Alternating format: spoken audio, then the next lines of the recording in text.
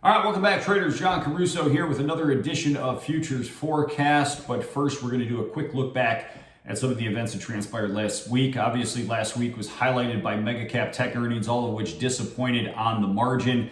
And we still saw a fairly aggressive rally in the broader stock indexes. We did see the S&P 500 finish up 3.5% on the week, with the bulk of those that rally coming on Friday. It was up over 2.5% on Friday alone. The NASDAQ up 1.5% for the week, up over 3% on Friday alone. And the Russell 2000 small cap value finished up 5.5%. That was the leader on the week. So we saw some pretty disappointing news in terms of mega cap tech. When you start seeing the darlings of the tech market start to disappoint on earnings, obviously you have to pay very, very close attention. I'm following price action right now. We were actually bearish the market, the S&P 500 coming into this week. We did cover a lot of those positions going into the Amazon earnings on Thursday, which proved to be the right move. And then, of course, we saw the big rally on Friday. So disappointing news, market still went higher. I have no idea how the market's going to open up this evening. I'm recording this on Sunday, this evening at 5 o'clock or tomorrow. But if we hold these gains together, we are going to see the S&P 500 finish up 8.5% for the month. So you have to pay attention to that, and that we could be potentially building on some momentum going into November on this positive rally that we've seen here in October. So I can be bullish for a trade. All right. And when I mean a trade, perhaps over the next 3 to 4 weeks in the market, but I still largely hold a longer term bearish outlook on the stock market. Our macroeconomic indicators continue to slow. We are continuing to see broad-based deterioration inside the economy. We did see last week pending home sales actually fell 10% month over month. So there's very little activity going on right now in the housing market, with interest rates pressing up around 7% for the 30-year mortgage.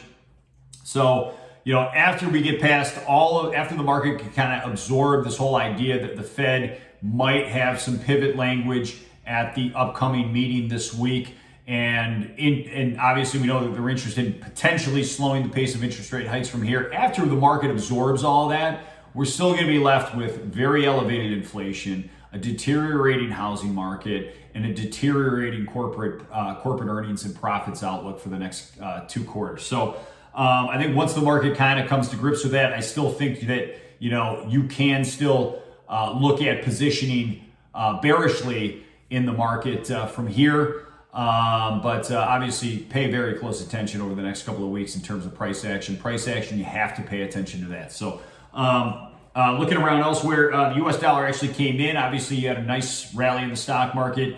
U.S. dollar comes in. That's been the correlation. There's been I think it was like a 98.5% inverse correlation to stocks in the U.S. dollar over the course of the year. So dollar came in aggressively. That was down 1%. I still think you can be buying breaks in the dollar for trades on the long side. This market is very bullish trend right now. I still don't see anything that suggests that the U.S. dollar is ready to roll over into a bear market from here. So I still think you can be buying breaks in the U.S. dollar over the course of the next, we'll say, 1 to 3 months. Gold actually finished down 0.70%. Pretty disappointing trading action in gold.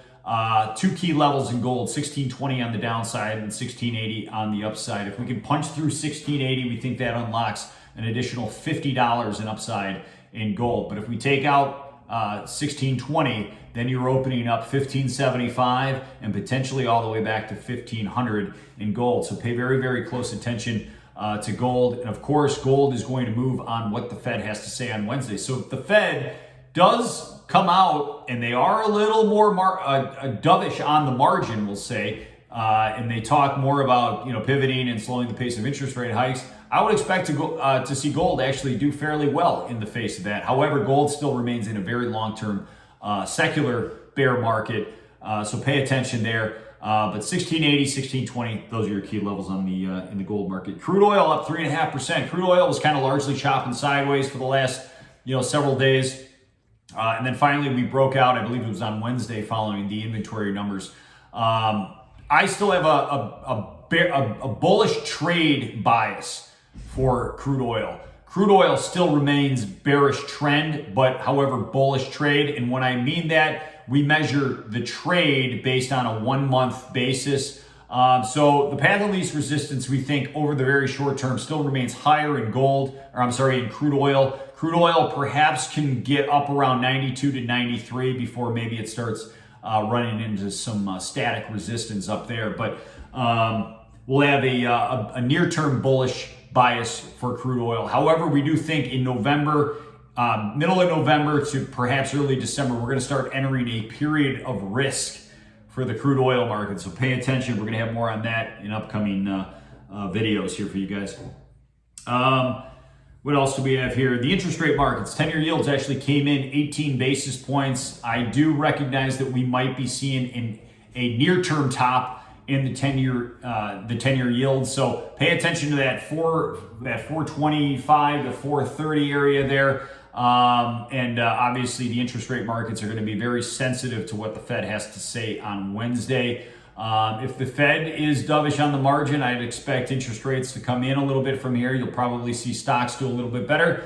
But, we're going to hear from Powell on Wednesday, and perhaps he's going to provide a little more clarity to the market in terms of what he's thinking and what some of his constituents are thinking, rather than us traders having to deal with, leaks by the Wall Street Journal, on a pretty slow Friday that actually, kind of throws the market in kind of haywire and kind of blindsides the market. So that's all we have for you in this edition. We are going to have a very action-packed week coming up. Of course, we've got Jay Powell on Wednesday, and then, of course, we're going to get the October unemployment numbers at the end of the week on Friday. So looking forward to it. If you guys have any questions, if you want to talk about any other markets, feel free to drop me an email at jcaruso@rjlfutures.com. I'd be more than happy to share our immediate term and longer term views on those markets from a fundamental and technical standpoint. Once again, best of luck to you out there. We'll catch you next week.